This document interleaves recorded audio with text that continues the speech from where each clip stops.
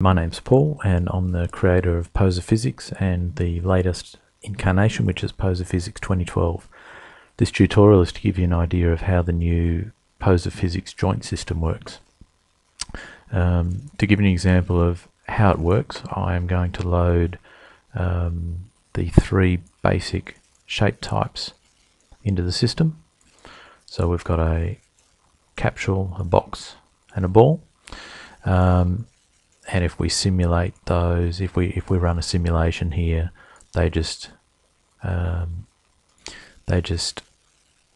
simulate independently.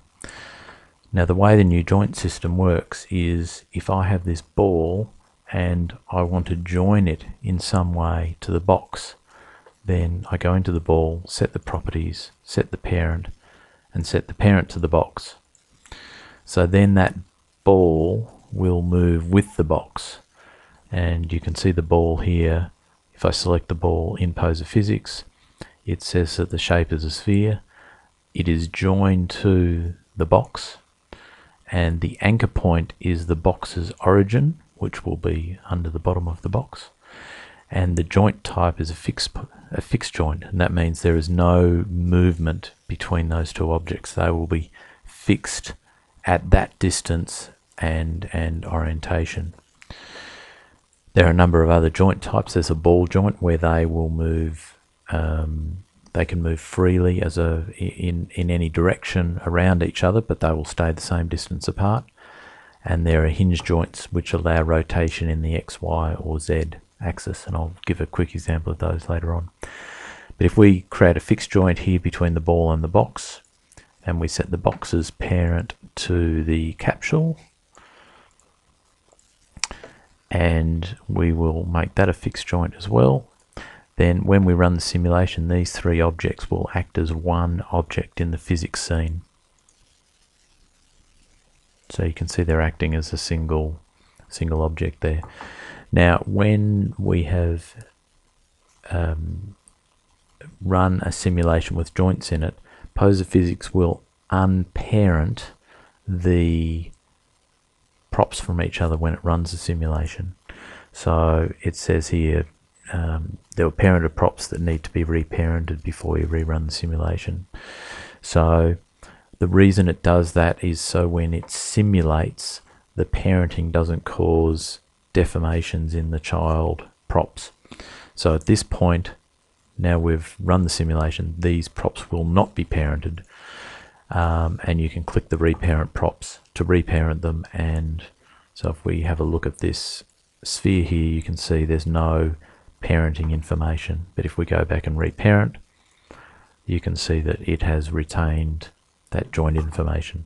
So in essence, you run the simulation, they get unparented, you animate or you render the animation while it is unparented. Then if you want to rerun the simulation, you reparent the props and rerun the simulation. So let's change these joint types a bit. If we make the capsule here immovable, so I've got the capsule selected, I choose the keyframe as immovable, that capsule will not move in space, and the box is parented to the capsule and the sphere is parented to the box, so they should not move either. So when we run the simulation, you see they just sit in space there.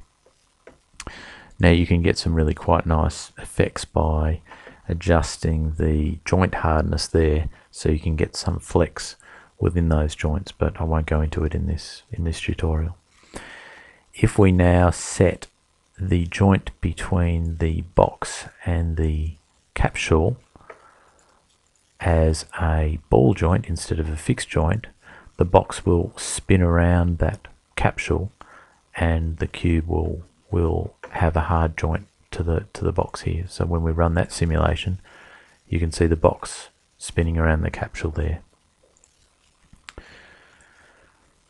So if we just raise this a little and increase that and rerun it, you can see that they go around the, we haven't got enough keyframes in there. So I'll reparent the props, run the simulation again, and you can see that they go spinning around.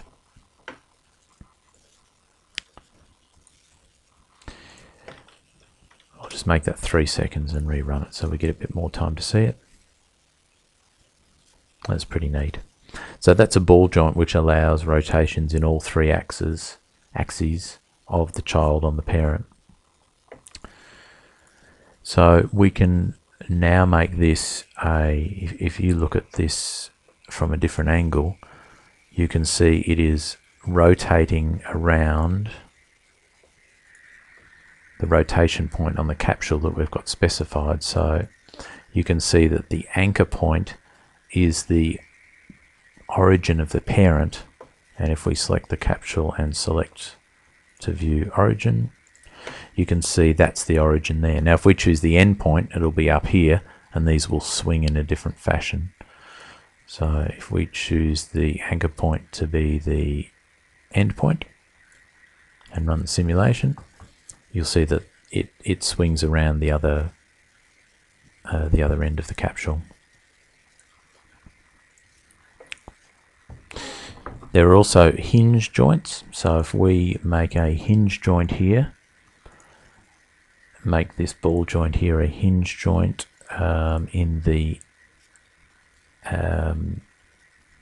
Z axis. So that's looking front on.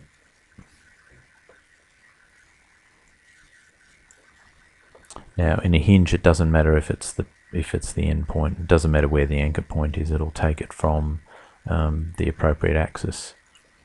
And we run the simulation, you'll see that that joint is a hinge along that axis. So we chose an x-axis hinge there. If we choose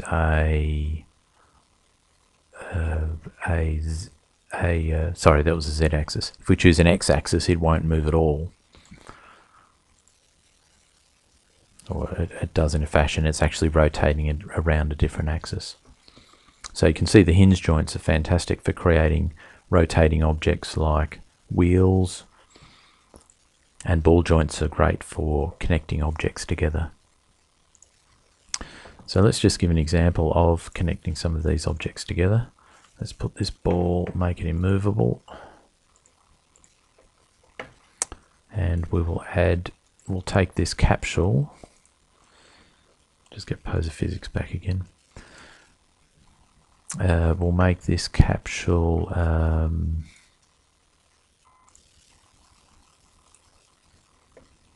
movable, and we'll duplicate it a couple of times. I've got about 5 of them on there.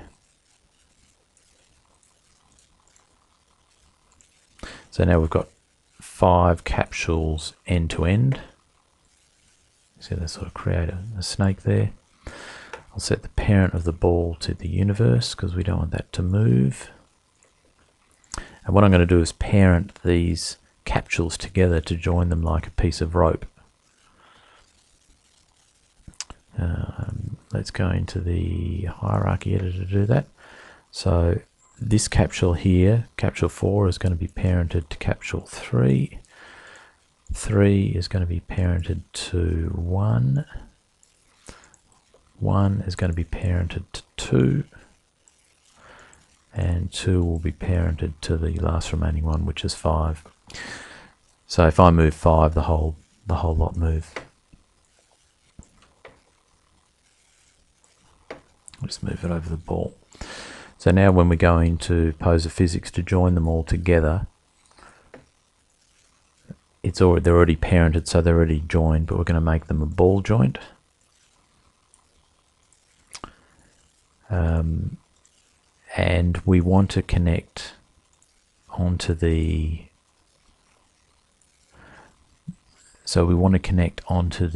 origin, the end point. So this capsule here wants to be connected on the right end of the next capsule, which is that capsule's end point. So we'll make it end point on all of those.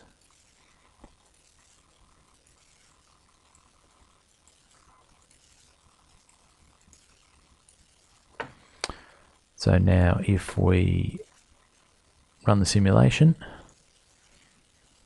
you'll see they sort of fall together. They were supposed to hit the ball, but they didn't quite. Let's make this ball a bit bigger. And rerun the simulation.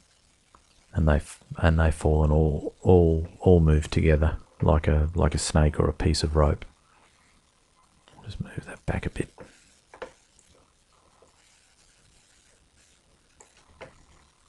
I'll just adjust the placement of these just a fraction.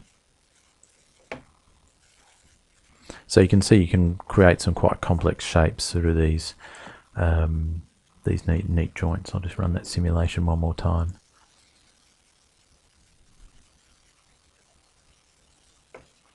So you can see the join is around the anchor. So this capsule, I'll reparent the props, this capsule is joined to the end point of its parent, and that's why that works so nicely. Now another really cool thing we can do with this is, you might be wondering what on earth you'd be doing simulating capsules, but when you render an animation, it doesn't have to show the capsules. It can show another prop by, for example, if we take a cylinder, and we'll load the cylinder into the scene and rotate it.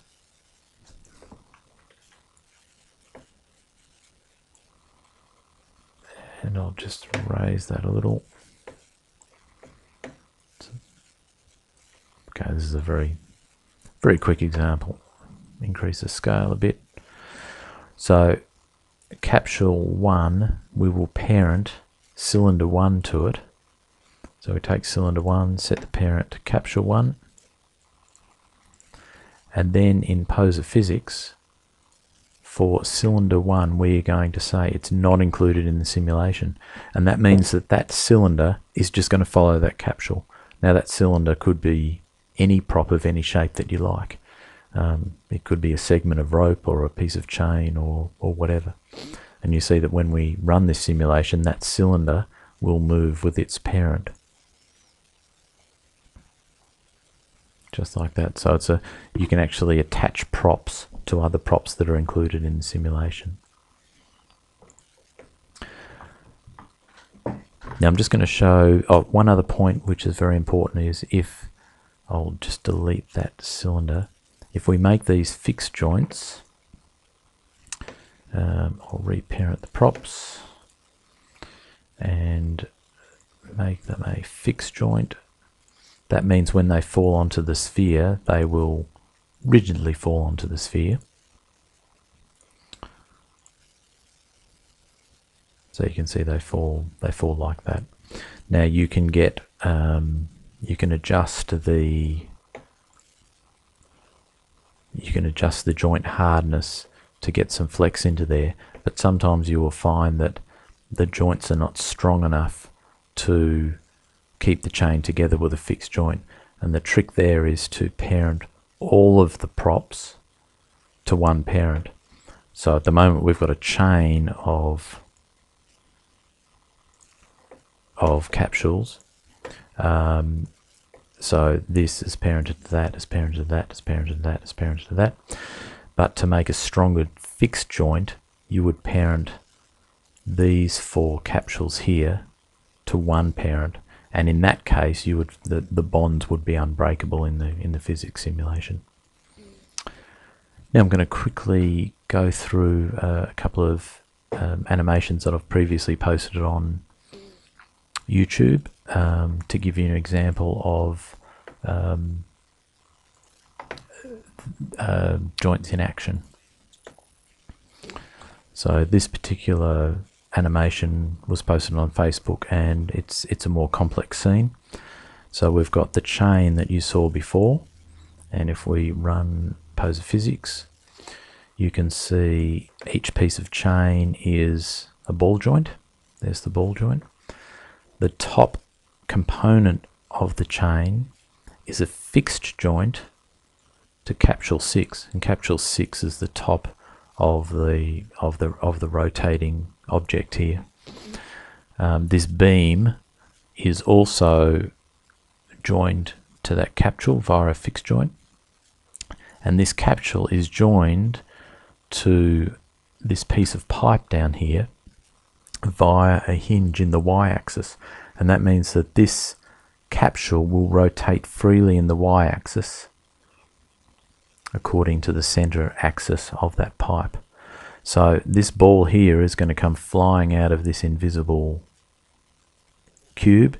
It's going to hit the beam, and it's going to turn the beam around, and it's going to pull the chain around.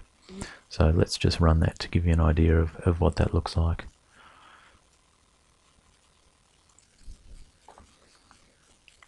So you can see the ball's flung out, it's turned the rotating beam at the top, and that's caused the chain to be pulled around in an anti-clockwise direction, and now it's got anti-clockwise momentum, and that will continue round. Now at the moment I haven't got any friction built into these joints, but I could apply some high friction parameters in the PoserPhysics settings for some of these items in order to have it slow down over time. Now this isn't running quite at real time, but it gives you an idea of the sort of animation that's possible there. I'll load another scene, which is the car scene. So in this particular scene, we've built a vehicle out of 4 spheres, and so we've got 4 wheels here. I'll bring up the PoserPhysics window. Oops. Let me bring that up again. So PoserPhysics is showing this wheel here, the rear wheel, is parented by an hinge in the x-axis, which is along there, to the origin of this box. So you can see the wheel, it's parented to the origin, and it's a hinge X. And exactly the same for this wheel here.